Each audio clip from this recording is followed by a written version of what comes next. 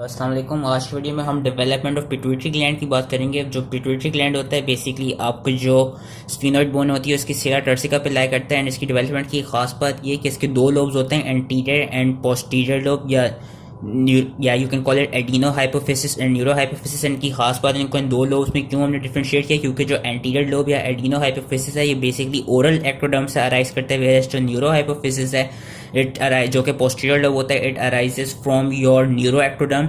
अब होता क्या है कि ड्यूरिंग थर्ड वीक बेसिकली इन्होंने जो ये दो फिगर्स दिखाएंगे ये इस चीज़ की, ये जो रेक्टेंगल दिखाया हुआ है इस रेक्टेंगल की इनलार्जमेंट दिखाई हुई। होता क्या है कि ड्यूरिंग द थर्ड वीक जो आपकी स्टोमोडियम है which is your primordial oral cavity, your primordial mouth की कैविटी, उसकी रूफ में एक एक्टोडर्मल अपग्रोथ निकलती है जिसको हम कहते हैं hypophyseal diverticulum and you can also call it Rathke's pouch. जो रेटकीज पाउच है बेसिकली जो स्टोमोडियम है इसकी जो रूफ होती है वहां से एक एक्टोडर्मल, याद रखनी एक्टोडर्मल अपग्रोथ निकलती है जिसको हमने हाइपोफिजियल डाइवर्टिकुलम या रेटकीज पाउच का नाम दिया है।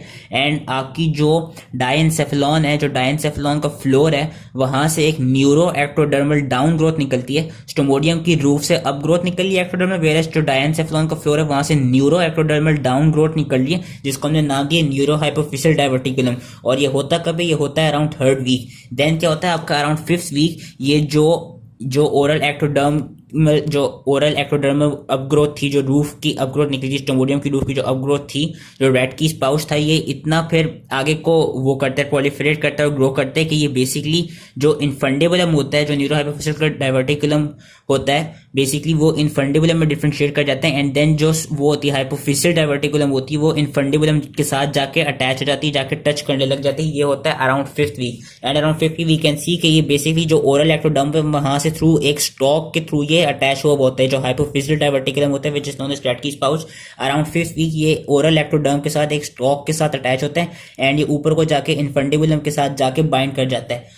फिर अराउंड सिक्स्थ वीक में क्या होता है कि वो जिस स्टॉक के साथ जो हाइपोफिजियल स्टॉक जो स्टॉक था हाइपोफिजियल डाइवर्टिकुलम के साथ जिसके साथ रेटकीज पाउच अटैच हुआ था ओरल एक्टोडर्म से, अब वो जो स्टॉक होता है वो रिग्रेस होना शुरू हो जाता है एंड वो खत्म होना शुरू हो जाता है। एंड अराउंड सिक्स वीक ये जो स्टॉक होता है ये ऑलमोस्ट रीजनरेट कर जाते हैं। एंड होता क्या है कि जो आपकी रेटकीज पाउच है इसके अंदर फिर जो इसकी एंटीरियर वॉल है वहां पे काफी सारी प्रोलिफरेशन और सेलुलर ग्रोथ शुरू होती है। जो एंटीरियर वॉल होती है ना रेटकीज पाउच की वो ज्यादा इंपॉर्टेंट इसलिए क्योंकि जो रेटकीज पाउच है जो उसकी एंटीरियर वॉल होती है वही आपका मेन लोब है, एंटीरियर लोब का जो एंटीरियर पार्ट है वो बनाती है which is known as pars distalis. जो एंटीरियर लोब है एडिनो हाइपोफिसिस है उसका जो एंटीरियर पार्ट है वहां पे जो प्रोलिफरेशन होती है सेल्स की it gives rise to the pars anterior of pituitary gland और you can call it the pars distalis of pituitary gland, जहां पे आपके काफी सारे योर लैक्टोट्रॉफ्स योर गोनेडोट्रॉफ्स आपके क्या कहते हैं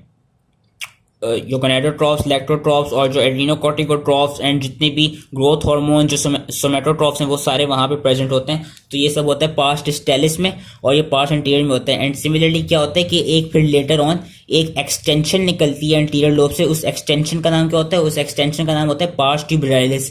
एंड पार्स ट्यूबरैलिस का काम क्या है कि ये पार्स ट्यूबरैलिस जो होती है ये बेसिकली जो इनफंडिबुलर स्टेम होती है उसके अराउंड जाके वाइंड अप कर जाती है। तो मैंने क्या कहा कि जो रेटकीज पाउच था सबसे पहले थर्ड वीक पे जो स्टोमोडियम थी उसकी रूफ से एक्टोडर्मल अपग्रोथ निकली, वेयर जो डायनसेफेलॉन का फ्लोर था वहां की न्यूरो एक्टोडर्म से डाउन ग्रोथ निकली।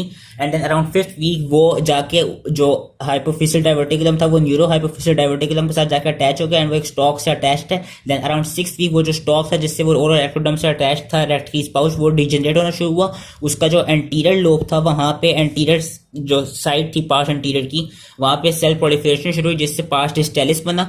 एंड जो उसकी लेटर ऑन एक एक्सटेंशन प्रोड्यूस हुई एंटीरियर लोब से जिसको हमने पार्स ट्यूबरैलिस का नाम दिया। पार्स ट्यूबरैलिस इनफंडिबुलम के साथ जाके वाइंड अराउंड कर जाएगी एंड सिंस इतनी ज्यादा प्रोलिफरेशन होगी एंटीरियर लोब में सेल्स की कि एक ल्यूमेन सा बना होगा। जैसे ही हम देख सकते हैं ये रेटकीज पाउच जैसी इसके साथ स्टॉक के साथ जाके स्टॉक जैसे डिजेनरेट करना शुरू हुआ ना वैसे ही ल्यूमेन सा बना। लेकिन जैसी फर्दर ग्रोथ होती रहेगी एंटीरियर लोब की वैसे ये जो ल्यूमेन है जो व्हाइट ये फिर एक बेसिकली ये ल्यूमेन इतना रिड्यूस हो जाएगा कि ये नैरो से क्लेफ्ट्स में बन जाएगा और ये एक रेसिडुअल क्लेफ्ट्स जो होते हैं ये आपके एडल्ट पिट्यूटरी ग्लैंड में इतने रिकॉग्नाइज नहीं होते। इनको हम बेसिकली कोलॉइड बॉडीज कहते हैं या जोन ऑफ सिस्ट्स कहते हैं क्योंकि ये बिल्कुल सिस्ट की तरह लगते हैं, कोलॉइड कंटेनिंग वेसिकल्स की तरह लगते हैं। ये जो ल्यूमेन होता है जो ल्यूमेन क्योंकि जैसे ही छोटा छोटा होता रहता है क्योंकि जो पार्स एंटीरियर है पार्स डिस्टेलिस एंटीरियर लोब जो वहाँ पे इतनी सेल्स की प्रोलिफरेशन हो रही है कि ये ल्यूमेन नैरो डाउन हो जाते हैं एज ए रेसिडुअल क्लेफ्ट रहते हैं जिसको हम जिसको हम क्या कहते हैं as a zone of cyst भी रिप्रेजेंट कर सकते हैं, या we can call it colloid containing vesicles. And होता क्या है कि जो एंटीरियर लोब है, जो एडिनो हाइपोफिसिस का एंटीरियर लोब है, एक तो वो पार्स डिस्टेलिस में डिफरेंशिएट हो गया, जो एक एक्सटेंशन निकली थी वो पार्स ट्यूबरालिस में, और इसके एंटीरियर लोब के एडिनो हाइपोफिसिस के पोस्टीरियरली एक थिन सी पुअरली डिफाइंड एक चीज बनती है जहां पे सेल जो प्रोलिफरेट नहीं करती, इसलिए वो थिन होती है, एंड उस जगह का नाम होता है पार्स इंटरमीडिया। तो we can see adenohypophysis से जो सबसे ज्यादा जहां सेल प्रोलिफरेशन है उसने बनाया पार्स डिस्टेलिस या पार्स इंटीरियर। जो एक्सटेंशन थी जिसने इन्फेंडिबल स्टेम के साथ जाके वाइंड अराउंड करना है वो है पार्स ट्यूबरालिस, एंड जो सबसे पीछे को सबसे थिन सी लाइनिंग है वो है पार्स इंटरमीडिया। अब न्यूरो हाइपोफिसिस में क्या होता है, जो पोस्टीरियर लोब है, पोस्टीरियर लोब में सबसे पहले इन्फंडिबुलम निकलता है, then infundibulum, infundibular stem, median eminence and pars nervosa में जाकर डिफरेंशिएट कर जाता है। एंड होता क्या है कि इनिशियली जो इन्फंडिबुलम होता है उसकी वॉल काफी थिन होती है, लेकिन सिंस वहां पे भी जाके जो न्यूरो एपिथेलियल सेल्स होते हैं वो वहां जाके इतना प्रोलिफरेट करते हैं कि वो वहां पे जाके बाद में डिफरेंशिएट कर जाते हैं पिच्यूसाइट्स में। पिच्यूसाइट्स क्या होते हैं, पिच्यूसाइट्स बेसिकली एस्ट्रोसाइट्स की तरह ही होते हैं, वो एक सपोर्टिंग सेल्स होते हैं जो कि एक फ्रेमवर्क प्रोवाइड कर रहे होते हैं पार्स नर्वोसा का। एंड साथ में होता क्या है कि सिंस पार्स नर्वोसा जो है पोस्टीरियर लोब जो है, वी नो के it stores hormones mainly ADH and oxytocin, and जो एडीएच एंड ऑक्सीटोसिन है ये आपके हाइपोथैलेमस से रिलीज होते हैं सुप्रा ऑप्टिक एंड पैरावेंट्रिकुलर न्यूक्लियाई से रिस्पेक्टिवली। तो जो उन न्यूक्लियाई से जो नर्व फाइबर्स आ रही होती हैं वो वहां पे उस पार्स नर्वोसा के एरिया में जाकर डेवलप कर जाती हैं। So that was all the development of pituitary gland. बस इसके वीक्स याद रखने के अराउंड था, और ये याद रखने की वो कौन से एक्टोडर्म से ड्राइव हुई है। वी शुड नो जो एडिनो हाइपोफिसिस है, जो एंटीरियर लोब है, वो ओरल एक्टोडर्म से ड्राइव है, एंड वो बनाता है pars distalis, pars tuberalis, pars intermedia. Whereas जो पोस्टीरियर लोब है जो कि न्यूरो एक्टोडर्म से डिराइव हुआ है वो बनाता है pars nervosa, infundibular stem and median eminence. Third week में ये हुआ कि ये एक्टोडर्मल अपग्रोथ दोनों, अपग्रोथ एंड डाउनग्रोथ दोनों शुरू हुई।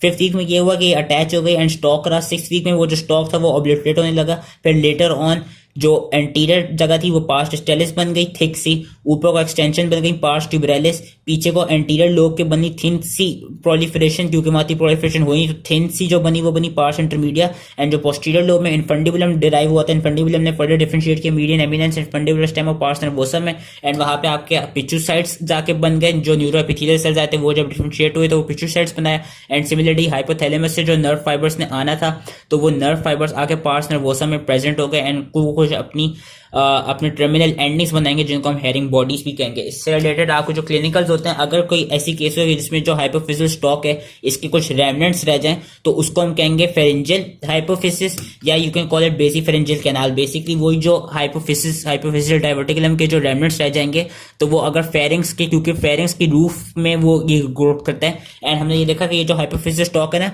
ये जो आपकी स्फीनॉइड बोन है, जो क्रेनियम में basis sphenoid and pre sphenoid bones है, उनके क्वाड्रिफिकेशन सेंटर्स के दरमियान से ये बेसिकली डिराइव करते हैं। बेसिकली उनके क्वांटिफिकेशन सेंटर्स के दरमियान से ये डेवलप हो रहा होता है। तो कभी कभार ये जो हाइपोफिसिस डायवर्टिकुलम है इसके कुछ रेमनेंट्स रह सकते हैं, एंड इससे एक क्लिनिकल ये है कि कभी कभार उन रेमनेंट्स में कोई बिनाइन सा ट्यूमर प्रेजेंट हो सकता है जिसको हम कहते हैं craniopharyngioma. So that was it. I hope ये इजीली समझ में आ गई हो, एंड थैंक यू।